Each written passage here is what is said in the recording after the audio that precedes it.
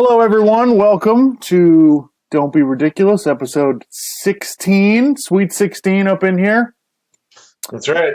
Just got through a wild weekend of college football games, and, college football rankings are out. So we see who's in the playoff, who's in the bowl games. It's a typical NFL Sunday. We're getting near the stretch run. And so it's getting down to, you can't be screwing around and losing games because, you'll be out of the playoffs. Exactly right. So put it this way. We're still at the point in the season where there's a bunch of teams who can talk themselves into, hey, we still got a shot. It's kind of interesting. They were saying on the Red Zone today, 25 teams have at least 5 wins. Yeah. So it's everybody's kind of smack dab in the middle. But yeah.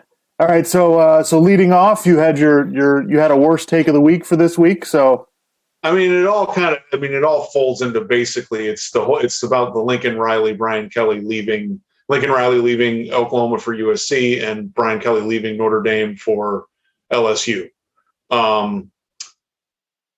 Basically, I'll preface it this way. Don't hate the player, hate the game. Okay? So when people get mad at these coaches for leaving, there's so many different ways to go with this, but essentially, look at it this way. Because of the early signing period, okay, which is basically like a week after the last game, a week or two after the last game of the regular season. December 15th. Yeah, right, exactly. So because of that, and it's not like players have to sign, but a lot of them end up do early sign with the teams they're going to play for. Right. So if a school wants to hire a different coach, they're kind of in a bind because you got to do it. Because otherwise it's like, oh, well, you're just going to miss out on potentially recruiting these other guys to your team. And then your team will be bad. And then people will be upset at the new coach you just hired, who you had to wait for till January or whatever it is. Yeah. And just to add on to that real quick, it's a really important point. It's not just, you miss out on a year of recruiting, especially if you're in the SEC, you're going to have to play against those players that you didn't get to recruit. Yeah. So it's not only you don't get them on your team, you now have to fight against them when you play them. So it's a very good point. So basically my whole thing is it's a really shit take, or it's crappy, or whatever you want to call it, when people criticize this and say, oh, this is so awful and terrible and whatever. Okay. It's the nature of the beast. Okay. This is, especially in the SEC, this is how things are. So people are like, well, what do you want to do? Just give up on that? Winning's not important? Like, I feel like some of the people that are criticizing this are the same people who would, like, if you had a bad year, they'd go, oh, what the hell's wrong with this guy?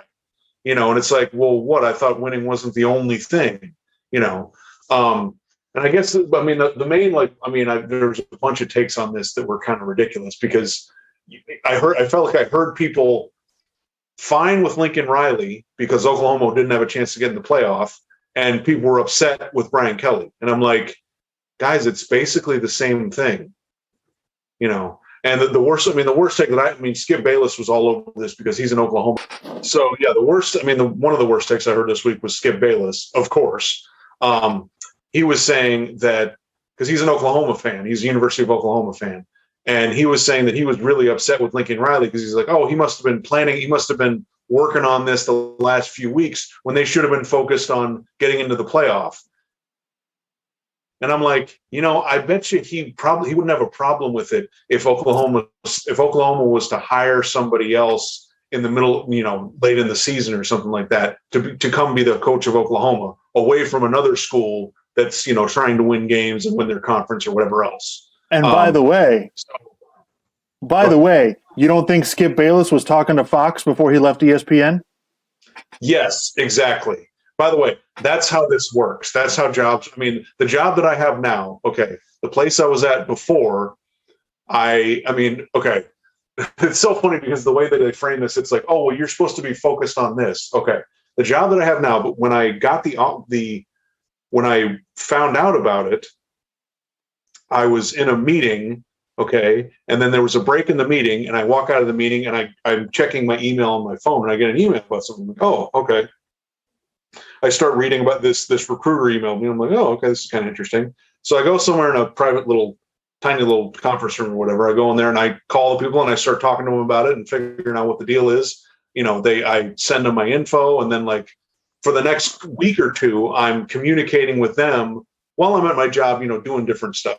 So that's kind of the way this works, guys. I don't understand. It's like, it's not like you're not there trying to win, but and then people are like, well, why would you be looking somewhere else? It's like, you're not supposed to be ambitious at all. I don't understand. Like, isn't that, people are ambitious, especially college football coaches. It's like, they may not be thinking of another opportunity, but when another school calls you, like LSU, that has that amount of resources and that commitment to winning like they do, what, you're just not going to take the call? And people are like, oh, but you're in the middle of the season. Well, first of all, that's not the coach's fault. The NCAA created the early signing period. So what the hell do you want people to do? I totally get it about the staying there through the end of the season. I kind of agree with that. And maybe college football should have some sort of tampering or no contact period or something like that. I don't know. I mean, maybe you should change the rules a little bit, but look, they're in this situation and it's like, what do you want them to do? I mean, and the other thing is, I think the players know the school, they understand what's going on, especially you got the transfer portal now. So if you're unhappy, you can just fucking leave. If you commit to a school, you can fucking decommit to the school and go somewhere else. That's what's been happening with Lincoln Riley with USC. There's some players that were like, oh, I'm committed here, and then they decommit. They go, no, I'm going to go to USC with Lincoln Riley. So, and I don't have a problem with that. So change. Joel Klatt was talking about this, and in fact, he interviewed Lincoln Riley the day after they announced that he was going to be the coach at USC, and they were talking about it. And Lincoln Riley was even like, yeah, this is ridiculous for the coaches. It's ridiculous for the players. It's ridiculous for the schools. Like, they need to do some change here because, I legitimately, and people may think I'm naive, I legitimately don't think the coaches are out there trying to make the school look bad, or they legitimately don't give a shit about any of the athletes or their coaches or whatever else. It's just, this is how things work. When an opportunity comes along, you can either take it or not. I mean, people are going nuts about it. And it just feels like it's one of those things where it's like, well, if it happens to me, it's wrong. But if it happens to somebody else, I really don't give a shit. It's like, well, that's a completely morally vapid, stance on something. That's not really that's not really a good stand on a particular issue.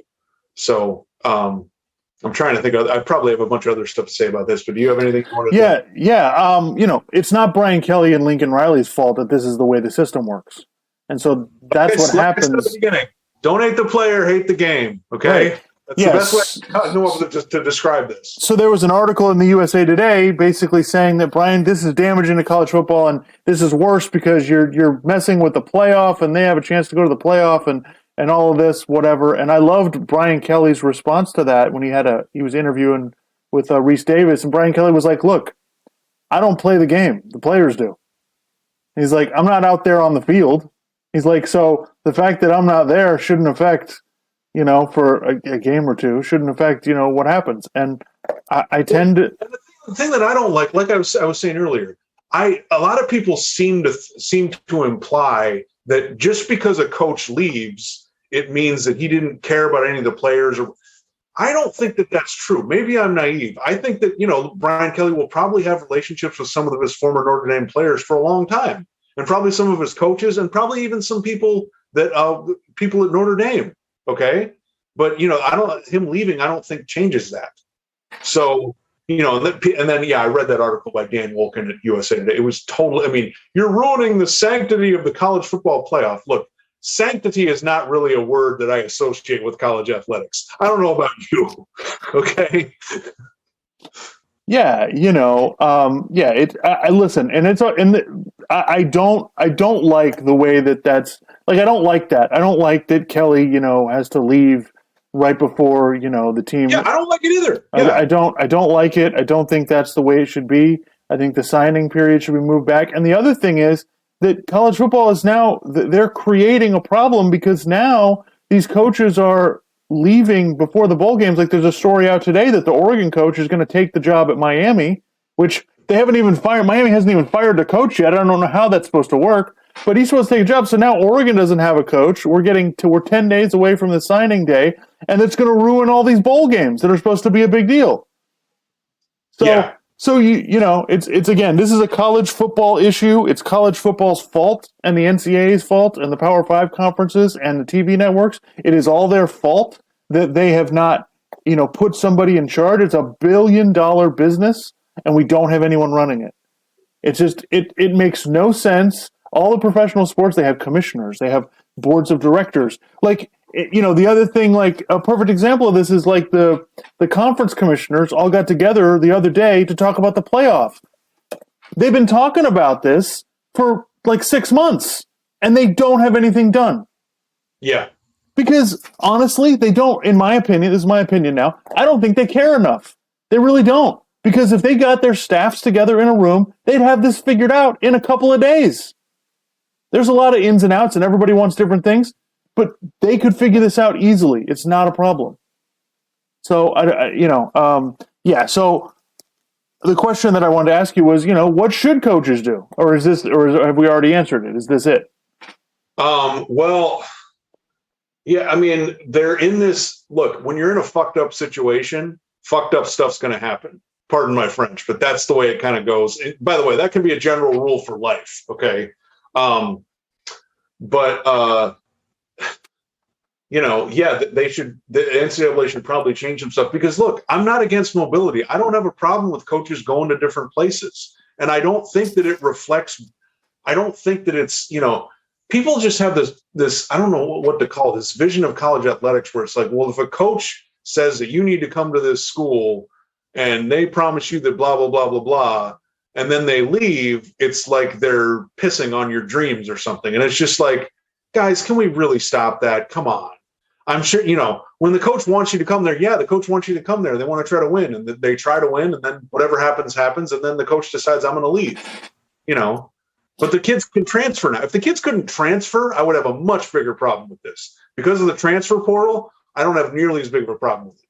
Okay. But they need to fix the system so the coach stays there longer so this stuff doesn't happen.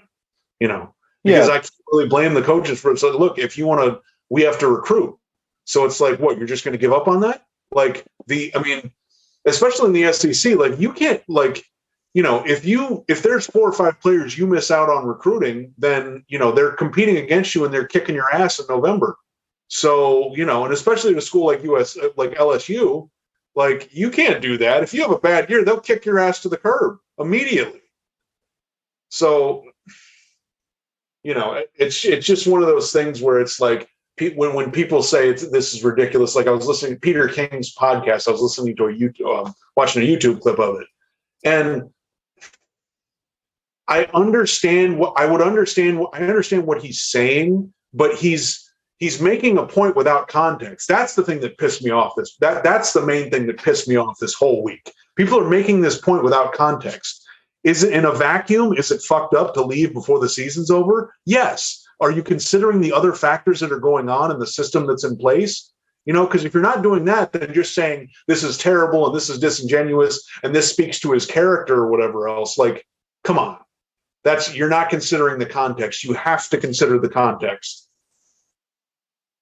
Yeah, I don't blame the coaches for doing what they got to do.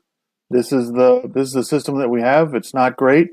But spare me on the sanctity of college football and the amateurism thing. If you're still stuck in 1984, then I'm not interested in what you have to say. I just feel like some of the people that are criticizing this are not watching the sport. Because, For instance, they're talking about Notre Dame, and they're like, well, why does he have to go to LSU? Notre Dame could already make the playoff this year, and it's like, do you watch college football? Like, did you see what happened to Notre Dame the last 2 times they made the playoff? Like, you know, have you seen the way they've played this year? Have you seen the other teams before, you know, the playoff's been decided now, but have you seen the other teams they would potentially be playing against? Yeah. Sorry about that, folks. Had some technical difficulties there. On my end. You know, good old internet, you know. Yeah, I guess let's kind of put a bow on the whole coaching thing. I mean, yeah, don't hate the player, hate the game. You know, I guess we'll see. The only other thing I was trying to say was, you know, saying Notre Dame really had a shot to win the national championship was kind of ridiculous because if you watch them play, I don't see how you could think that. you know. And if you don't understand that it's LSU is very different from Notre Dame when it comes to how much they care about football, how much money they're going to spend on it, including their coaches, how hardcore the fans are and how much they expect to win, you know, especially when you're competing with Nick Saban every year. So if you don't realize how things are totally different, either you're stupid and you're just not paying attention enough, or you really just don't watch college football. So you really don't know what the hell you're talking about. So I guess that's kind of we'll wrap that up there. Yeah. And just to put context on it. Okay. LSU, the last 3 coaches they have had have won the national championship, and 2 out of those 3 are unemployed. Okay. So you don't even have to be that great of a coach to win at LSU. Ed Orgeron is certainly not regarded as a great coach, and Les Miles is highly questionable. So and Notre Dame, because of the academic standards, you can't get as many of the kind of players that you need to compete with Bama and Ohio State and Georgia and LSU and Clemson and whatever else. You really can't. Hey, Clark's dog knows exactly when to make a bunch of noise. Very, very talented. Yeah. So.